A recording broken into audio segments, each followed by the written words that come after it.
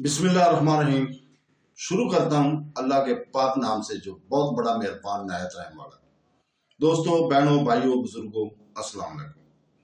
تاریخ اسلام کی اس سلسلہ وار قسط نمبر 65 میں ہم مولانا رومی کا اسلام کے لیے خدمات کو بیان کریں گے۔ تو دوستوں، بہنوں، بھائیوں، مولانا رومی رحمۃ اللہ کو جس چیز نے عالمی شہرت کا مالک بنایا تھا وہ ان کی مصنوعی ہے جو 27,000 سے زیادہ اشعار پر مشتمل ہے۔ مولانا رومی رحمۃ اللہ علیہ عربی اور فارسی زبانوں کے صحیفے اور کلاسیکل دیوان کھنگال ڈالے۔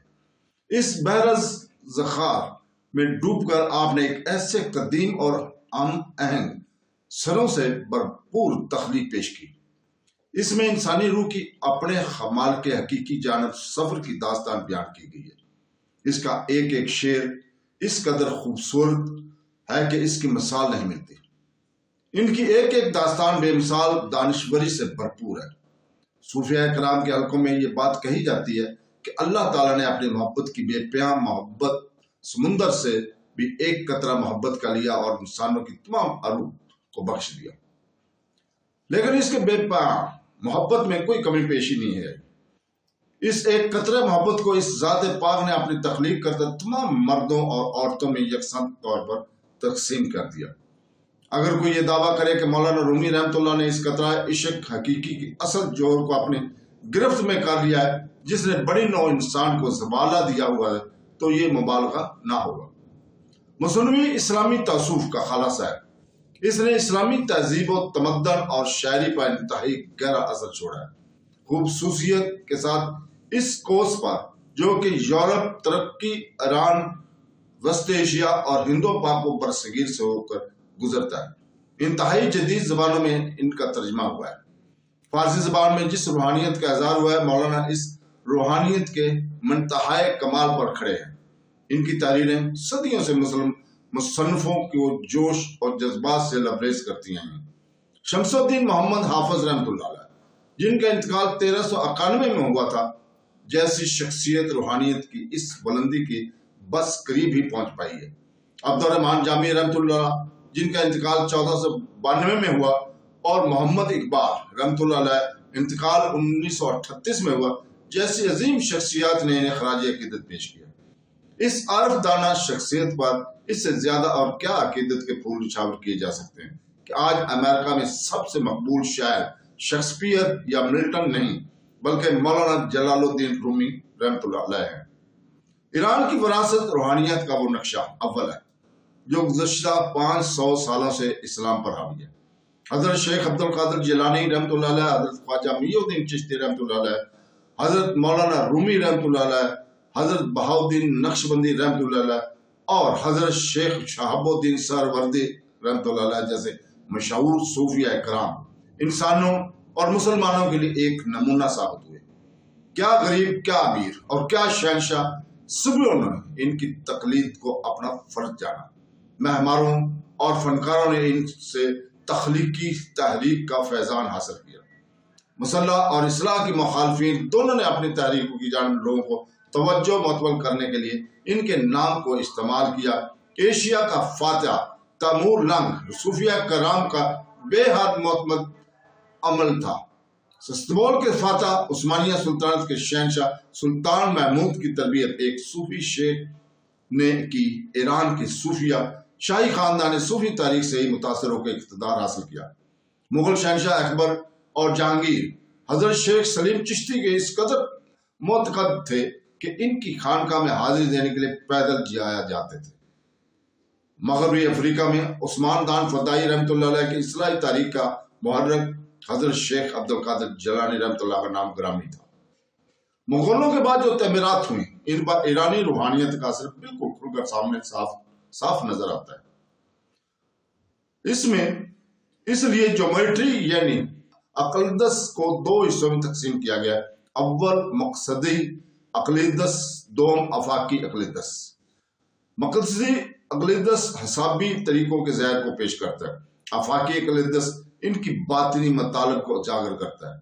اس طرح ایک نقطہ خلا یا جگہ کا خاتمہ نہیں جیسا کہ حساب میں اس کی تشریح کی گئی ہے، بلکہ اس جگہ کا خلا کا آغاز، اور یہ اللہ تعالیٰ کا نام کو یاد دلاتا ہے۔ یہی تصور عربی اور فارسی زبانوں میں پیش کیا گیا ہے۔ ایک لکیر گھوم کر دائرہ بن جاتی ہے، یہی دائرہ انصاف کی علامت بن جاتا ہے، اس لیے کہ اس میں کسی بھی سمت یا رخ کی طرف اشارہ نہیں ہوتا۔ ماربر کے جانب خلقی یا ابتدائی طور پر متقز ہونے کے لیے مسلمان معماروں کو مساجد اور میناروں کی تعمیر میں اقلیت میں پوشیدہ ماورائی حسن کو اجاگر کرنے کی جانب راغب کیا۔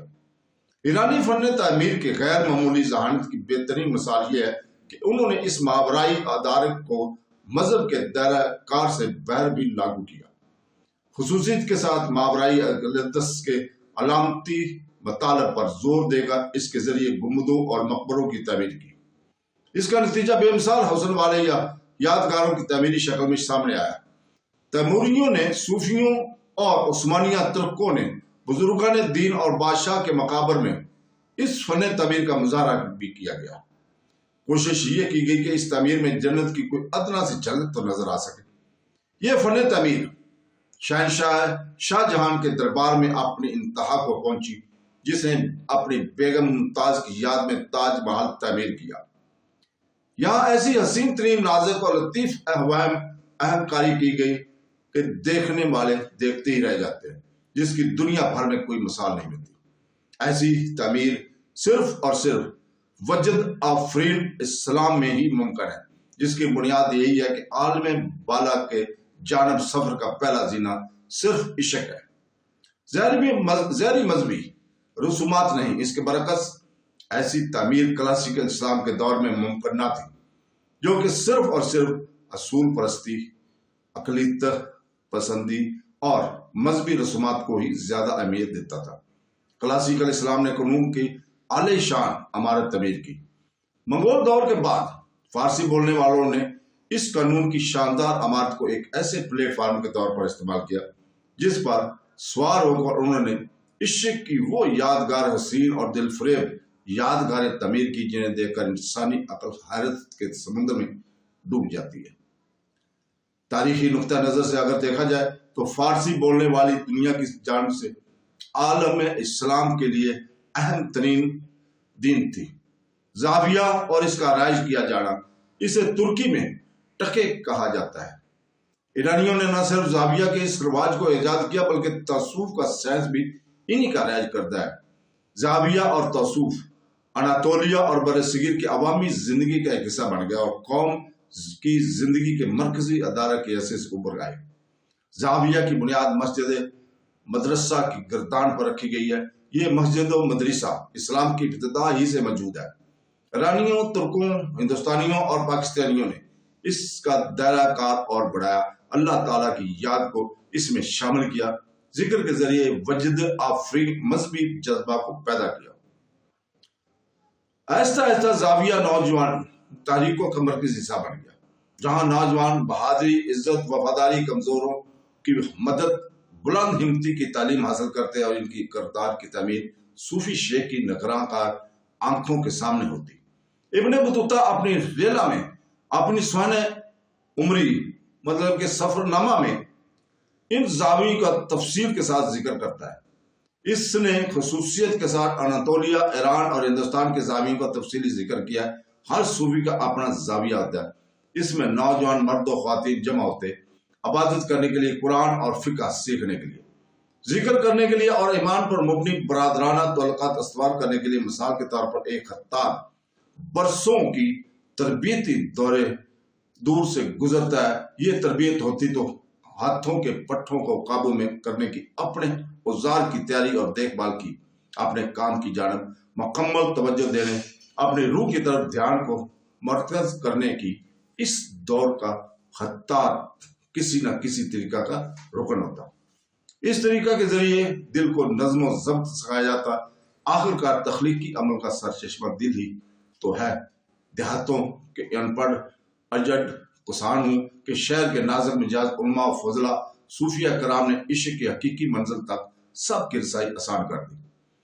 عالم بالا سے بالواسطہ قربت نے مسلمانوں کے کردار کو ڈھال دی چنگیز خان کے بعد پورے 500 سال تک دنیا اسلام کا یہی عالم رہا۔ زاویہ ہی وہ مرکزی ادارہ تھا جس کے ذریعے سب کچھ ممکن ہو سکا۔ وقت کے ساتھ یہ زاویہ ساری اسلامی دنیا میں پھیل گئے۔ 18ویں صدی عیسوی تک مسلمانوں کے معاشروں کو استحکام بخشتے رہے۔ ہندوستان، پاکستان، ایران، ترکی اور شمالی افریقہ کے دہی پس منظر میں زاویہ کا تاریخی طور پر مرکزی کردار رہا۔ زاویہ سے نکلنے والے افراد ہی ترکوں کی پیش قدمی کے پشت پناہ رہے۔ عثمانیہ سلطنت کی تیزی سے پھیلنے میں ان کا اہم ترین ہاتھ رہا۔ وہ زاویہ کی تربیت کردہ لوگ ہی تھے جنہوں نے 1578 میں جنگ القصر الکبیر میں پرتگالیوں کو شکست دی اور انہوں نے شمالی افریقہ کو اس انجام سے بچا لیا، وہ انجام جو اسپین کے مسلمانوں کا ہوا تھا۔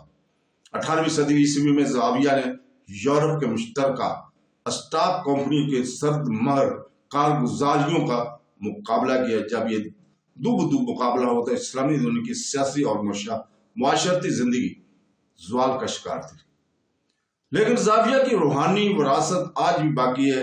اس روایتی اسلام کی بار بار شدت سے آنے والی یادوں کے پچھلے دور کی وہ حسین یادیں بھی ابھر آتی ہیں، جبکہ ایشیا، یورپ اور افریقہ کے بر اعظم کو ان زاویوں نے باہم مربوط کر رکھا تھا۔ تو دوستو، اس کے ساتھ ہی ہم اجازت چاہتے ہیں کل تک کے لیے۔ کل ہم انشاءاللہ تعالی 66 نمبر قسط تاریخ اسلام کی آپ کے سامنے پیش کریں گے اسی وقت۔ اللہ حافظ۔